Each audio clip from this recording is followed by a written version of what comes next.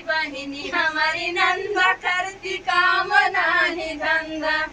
इनके भेज द ससुरवा भरे पानी पिया बड़ी परेशानी पिया ना। इनके भेज द ससुरवा भरे पानी पिया बड़ी परेशानी पिया ना। हमके भावे नाही घर के तोर परानी पिया बड़ी परेशानी पिया ना। हमके भावे नाही घर के तोर परानी पिया बड़ी परेशानी पिया ना। इनके हमारी बहिनी तोहरी साली देख के तनी बानी राली। हमारी बहिनी तोहरी साली देख के तनी बानी राली। इनके आनी द चुनरिया रंग धानी पिया बड़ी परेशानी पिया ना।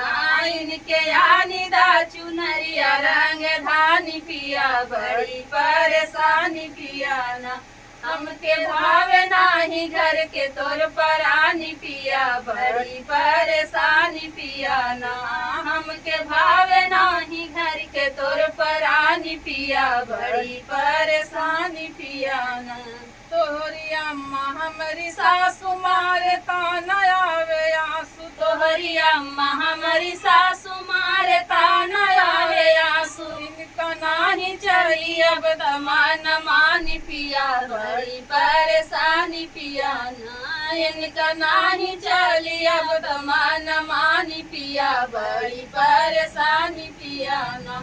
हमके भावे नाही घर के तोर परानी पिया बड़ी परेशानी पिया ना।